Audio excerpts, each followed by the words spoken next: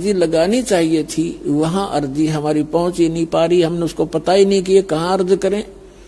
तो यहाँ परमात्मा कहते हैं आप मेरे लिए भटक रहे हो और मैं तुम्हारे लिए भटक रहा हूं। हमारे इस वियोग को, हमारे बीच में जो ये दीवार खड़ी कर दी अज्ञान की, इसको कोई समझ नहीं सकता। तो उसके लिए परमात्मा ने इस दास को भेजा है, आत्मा और परमात्मा का मेल कराने के लिए और बीच से इस अज्ञान का नाश करने के लिए। तो अब ये ऐसा ज्ञान है, परमात्मा ने 600 वर्ष पहले ये ज्ञान मलाई बनाकर और अपना रख गए थे भगवान। लेकिन पुण्यात्माओं, कबीर सागर, कबीर वाणी, कबीर बीजक, कबीर साखी, कबीर दोहावली, कबीर शब्दावली, ये तो एक समझो वन है, वन एक बहुत बड़ा फॉरेस्ट है। और वेद क्या करता है, उस फॉरेस्ट से जो आवश्यक जड़ियां होती हैं वो चुन लेता है और उनकी जड़ी बना लेता है और फिर रोगी को खिला देता है। दो खुराकों में उस औषधि से वो स्वस्थ हो जाता है। तो इसी प्रकार ये कबीर सागर परमात्मा का दिया हुआ जो ज्ञान, ये अथाह ज्ञान है, ये तो एक फॉरेस्ट है। इसमें हर प्रकार की जड़ी वो है, पौधे पेड़, और इस दास को पारखू वैद बना दिया। दास ने वो निकाल ली अनमोल रतन, इसके अंदर वो जड़ी बूटियां भगवान इसी में बीज के चले गए थे। अन्य कबीर पंथियों को उनका पता नहीं लगा क्योंकि वो वैद नहीं थे, वो नकली वैद का बोर्ड लगा रखा था उन्होंने, वो समझ नहीं सके इस अनमोल ग्रंथ को। तो पुण्यात्माओं, वो जड़ी ईबदास ने निकाल ली है और आपके लिए दे दी है। तो अब आप परमात्मा को पहचानोगे, उसके लिए सारा कुछ किया भी स्वयं ही है। परमात्मा ने कहा था 600 वर्ष पहले, जब धर्मदास जी बहुत व्याकुल हो गए थे। धर्मदास जी को आप खूब समझते होंगे। धर्मदास जी, आदरणीय धर्मदास साहिब जी एक बहुत ही पुण्यकर्मी प्राणी थे। और विचार करो पुण्यात्माओं, जिसके साथ भगवान रहे, साथ साथ फिरे, उससे पुण्यात्मा कौन होगा। साथ रहे, लेकिन हम समझ नहीं सक पाए क्योंकि परमात्मा कहते मैं रोवत हूं सृष्टि को, सृष्टि रोए मोहे। और गरीबदास इस योग को समझ नहीं सकता कोई। धर्मदास जी के साथ भगवान रहे और ऐसे ऐसे लीला करके दिखाई जो भगवान ही कर सकता और कर ही नहीं सकता। और फिर भी बुद्धि काम ना करी, धर्मदास जी की आंखों देख भी आ कि वहां से सचमुच ये परमात्मा है। हमारे ऊपर इतना प्रेशर है, उसके बाद भी मोहवश इतना अंधा हो गया। जब परमात्मा ने कहा कि धर्मदास मेरी लाख दुहाई, धर्मदास मेरी लाख दुहाई, ये मूल ज्ञान कई बार न जाई। जो मैंने तुझे ज्ञान, मूल ज्ञान दिया है, वास्तविक ज्ञान दिया है, इसका अभी कहीं चर्चा ना करना। और फिर कहा कि धर्मदास मेरी लाख दुहाई, ये सार शब्द कई बार न जाई। सार शब्द बार जो पढ़ी बिचली पीढ़ी हंस नी तरही। अब धर्मदास जी को परमात्मा ने बताया कि ये ज्ञान और ये नाम जो तीनों मंत्र हैं, सतनाम और सारनाम, ये तीन मंत्र का एक जाप बन जाता है। ये आप किसी को नहीं बताना, खुद मंत्र जाप कर ले और इससे मोक्ष होगा। इसके बगैर मोक्ष नहीं हो सकता प्राणी का, अधिकारी संत से प्राप्त लेना पड़ेगा। अपने आत्माओं, जब धर्मदास जी ने ये भी देख लिया कि समर्थ है ये तेरे साथ खड़ा, सतलोक में भी देख आए, वापस आ लिए, फिर भी उसके मन में मोह इतना छा गया, रोने लग गया बैठ के। परमात्मा ने कहा क्यों मायूस हो गया भाई भगत। तब वो क्या कहता है कि भगवान आपने स्पष्ट कर दिया कि इन मंत्रों के बगैर मोक्ष नहीं। ये जो मंत्र आप बता रहे हो, सतनाम और ये सारनाम, ये तीन मंत्र का जाप है, इसके बगैर मोक्ष नहीं। और ये मेरे बच्चे, आपने मेरे को 42 पीढ़ी का जो है ना वरदान दे दिया, 42 पीढ़ी मेरा वंश चलेगा, तो मेरे बच्चे पार कैसे होंगे। यूं कहकर रोने लग गया। तब परमात्मा ने कहा कि धर्मदास तू अंधा मत हो, यदि ये ज्ञान और ये नाम आपने इनको बता दिया आने वाले समय में तेरे इस पंथ में तेरे वंशजों को काल ठगेगा और इनको भ्रमित कर लेगा, अपने दूत भेजेगा, उन दूतों को ये हाथ लग गए मूल मंत्र तो बिचली पीढ़ी मैं सबको पार करूंगा विश्व को, तो ये पार नहीं हो पाओगे भाई, मेरा मिशन खराब हो जाएगा, मेरा सारा दाव नष्ट हो जाएगा जो मैं लगाना चाहता हूं। तो धर्मदास मेरी लाख दुहाई और ये सार शब्द की तो बाहर ना जाई। अब धर्मदास जी बहुत दुखी हो गया। परमात्मा ने सोचा यू काम बिगाड़ेगा, यू डोबेगा, कहानी मेरी बनी बनाई। तो परमात्मा ने प्रेरणा की उस दिन, उसके अंदर प्रेरणा की और उसने कहा कि भगवान मैं बहुत अंधा हो चुका हूं, मोहवश मेरे बस की बात नहीं रही। परमात्मा बोल मुझे सतलोक भेज दो भगवान, मुझे सतलोक व धुन लगा दी दाता ने, चल तुझे सतलोक भेजते हैं। जगन्नाथपुरी में एक प्रेरणा की परमात्मा ने उसको कि अगर ये यहां रहेगा बच्चों में इसकी ममता नो की नो बनी रहेगी, यू काम बिगाड़ देगा, सारा यू नाम बता देगा।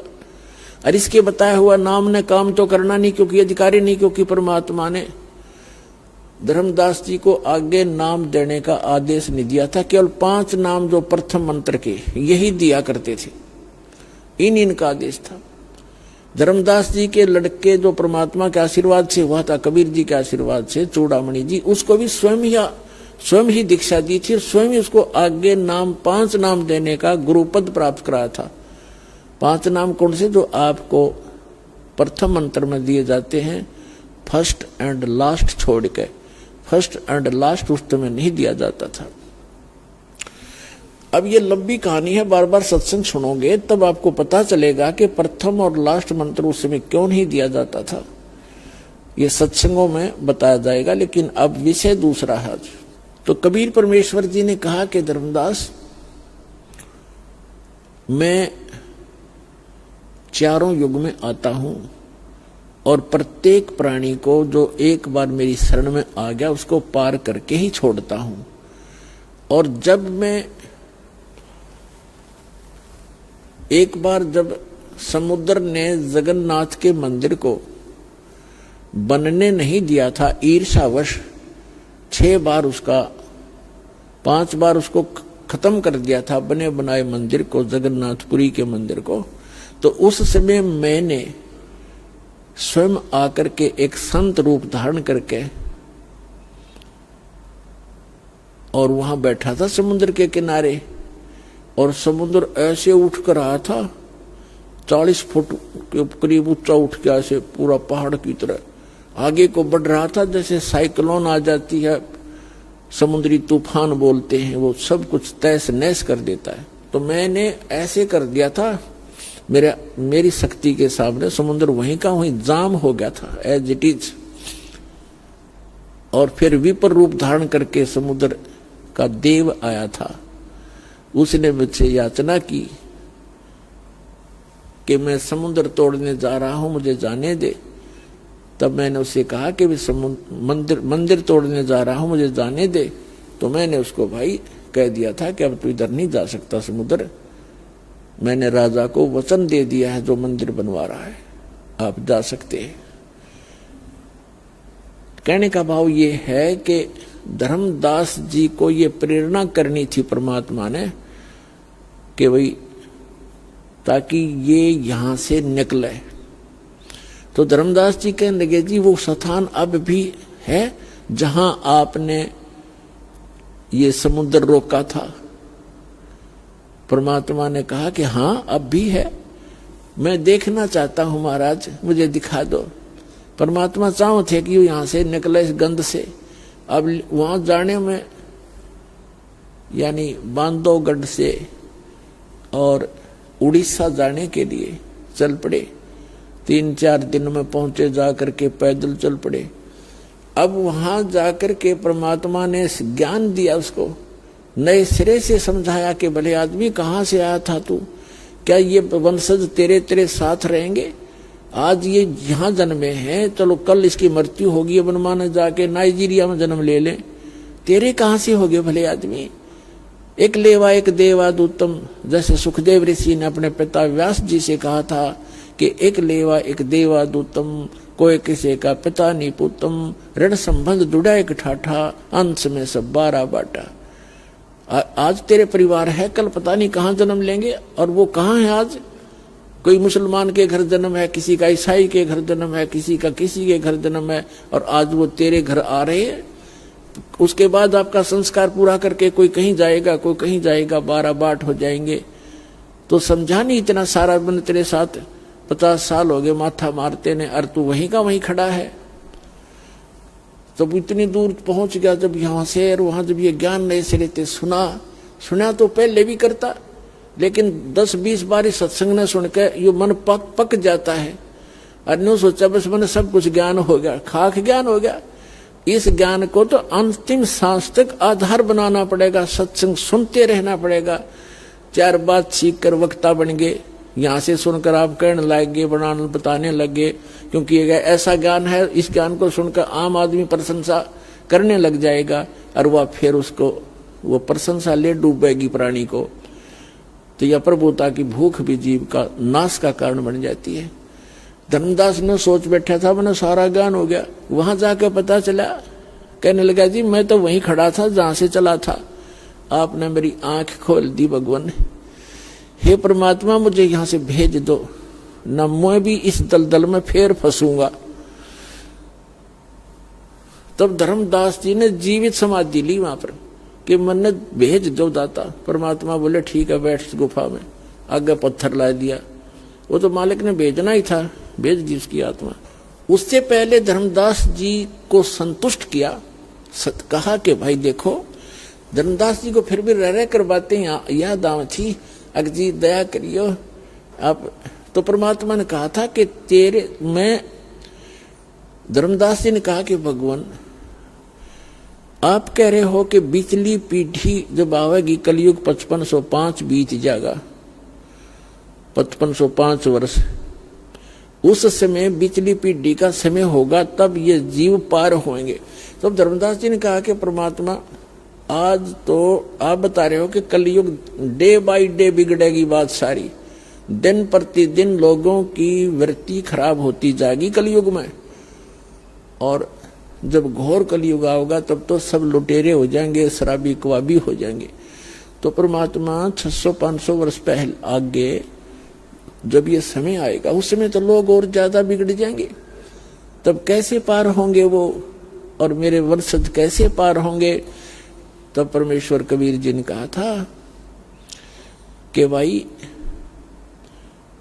ये 12 पंथ चलेंगे काल के, और 12वां पंथ गरीबदास का होगा, और उस गरीबदास के द्वारा मैं अपनी महिमा की वाणी पुनः प्रकट कराऊंगा,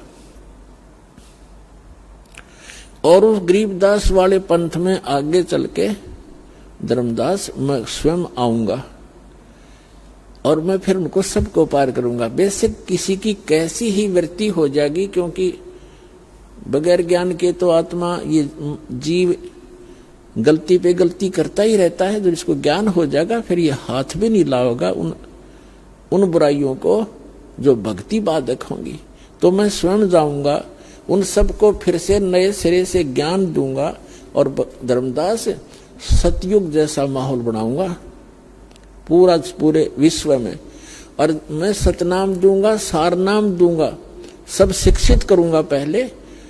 और कलयुग इसीलिए बनाया है ये कि इसमें मशीनरी युग होगा, और ऐसे उपकरण बनाए जाएंगे, सबको शिक्षित करूंगा, और फिर मेरे बच्चों को मैं अपनी पहचान कराऊंगा, सब सदग्रंथों से भगवान की महिमा का वर्णन कराऊंगा, और सबको पार करूंगा।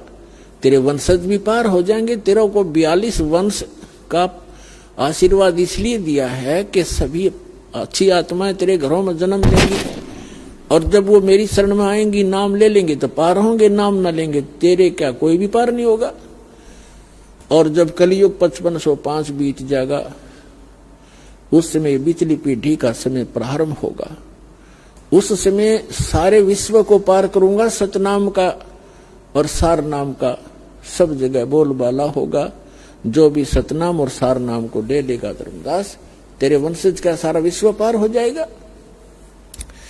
तब धर्मदास ने संतोष हुआ धर्मदास जी को कि भगवान ने कह दिया, यह फाइनल बात है, आप स्वयं आओगे, फिर मुझे क्या चिंता भगवान, मुझे सतलोक भेज दो।